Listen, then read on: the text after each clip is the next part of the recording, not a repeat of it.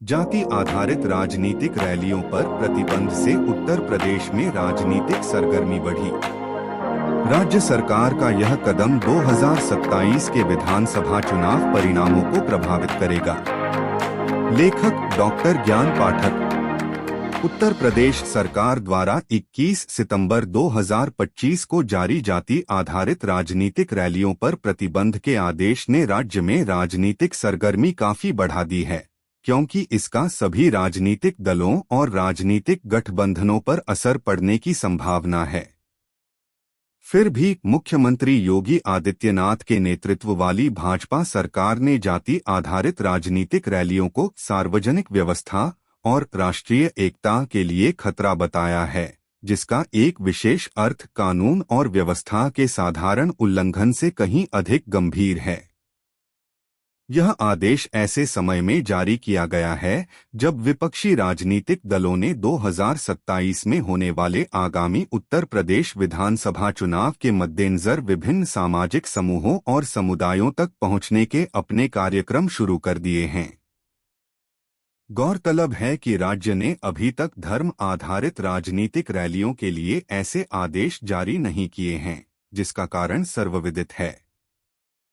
इस आदेश के तहत जातियों के महिमामंडन और अपमान पर प्रतिबंध लगाया गया है, लेकिन धर्म आधारित राजनीति पर अब तक ऐसा कोई आदेश जारी नहीं किया गया है।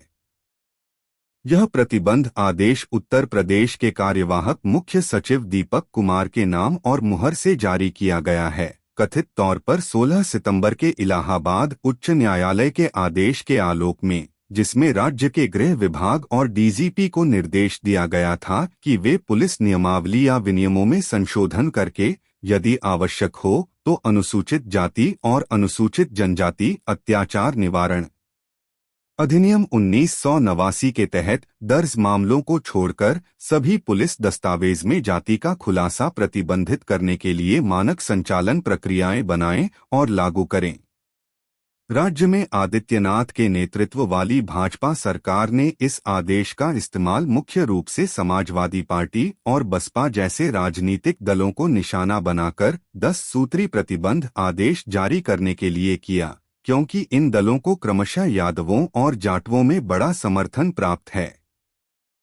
समाजवादी पार्टी पीडीए पिछड़ा, दलित, अल्पसंख्यक नारे पर राजनीति करती रही है, जबकि बसपा मुख्य रूप से दलितों की राजनीति करती है। दोनों पार्टियां अन्य जातियों तक पहुंचने में भी लगी हुई हैं, जैसे कि सपा गैर यादव समुदायों तक पहुंचने की कोशिश कर रही है, जबकि बसपा गैर जाटव समुदायों तक। भाजपा भी जातिगत राजनीति में शामिल रही है, खासकर सवर्ण हिंदुओं के बीच, जैसे ब्राह्मण, क्षत्रिय और कई गैर यादव और गैर जाटव समुदायों में। यह विभिन्न जातियों तक भी पहुंच रही है और इसके नेता जाति आधारित राजनीतिक रैलियों में भाग ले रहे हैं।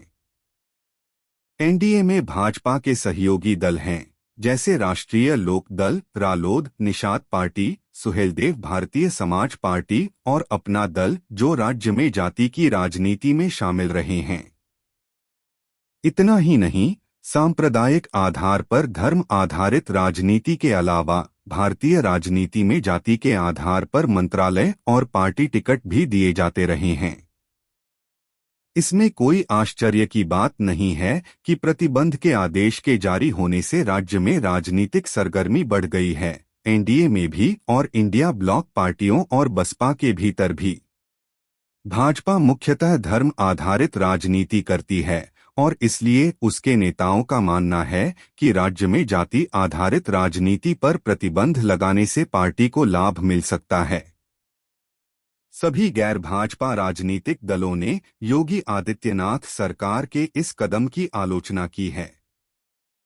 सपा अध्यक्ष अखिलेश यादव ने उत्तर प्रदेश सरकार से 5 सवाल पूछे। उन्होंने पूछा, 5000 वर्षों से हमारे मन में बसे जातिगत भेदभाव को दूर करने के लिए क्या किया जाएगा और पहनावे, वेशभूषा और प्रतीकों के माध्यम से जाति प्रदर्शन से उत्पन्न जातिगत भेदभाव को मिटाने के लिए क्या किया जाएगा। सपा प्रवक्ता राजकुमार भाटी ने राज्य सरकार पर तीखा हमला बोला है और कहा है कि भाजपा गुर्जर समुदाय सहित विभिन्न जातियों में बढ़ती राजनीतिक चेतना से डरी हुई है, जिसने एक रैली की योजना बनाई थी, जिस पर अब नए निर्देश के तहत प्रतिबंध लगा दिया गया है। उन्होंने आरोप लगाया, पहले भारतीय जनता पार्टी भाजपा स्वयं जातिगत रैलियां और सम्मेलन आयोजित करती रही है। भाटी ने कहा, 2024 के लोकसभा चुनाव से पहले लखनऊ स्थित भाजपा कार्यालय में 1 महीने तक लगातार विभिन्न जातियों की बैठकें आयोजित की गईं। भाजपा ने लखनऊ में एक बोर्ड भी लगाया जिसमें उसकी सरकार द्वारा नियुक्त प्रत्येक जाति के मंत्रियों की संख्या बताई गई थी। गाजियाबाद विधानसभा उपचुनाव के दौरान योगी आदित्यनाथ ने एक रोड शो किया।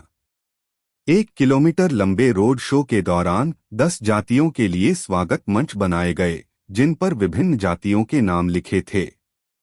उत्तर प्रदेश कांग्रेस नेता अनिल यादव ने कहा, बाबा साहेब अंबेडकर ने न्याय की अवधारणा पर आधारित एक समतावादी समाज का आह्वान किया था।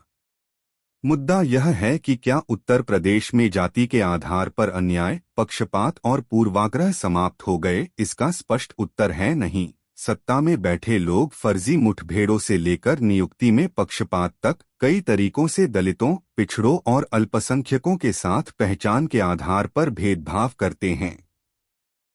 जाति आधारित संदर्भों या लामबंदी पर प्रतिबंध लगाने का यह फैसला अन्याय की ताकतों को और बढ़ावा देगा और अंततः सामाजिक समुदाय आधारित भेदभाव के खिलाफ लड़ने वाले समूहों के खिलाफ कार्रवाई की जाएगी। उन्होंने कहा कि यह फैसला खतरनाक है और इसका मकसद दलितों, पिछड़ों और हाशिए पर पड़े समुदायों की आवाज दबाना है।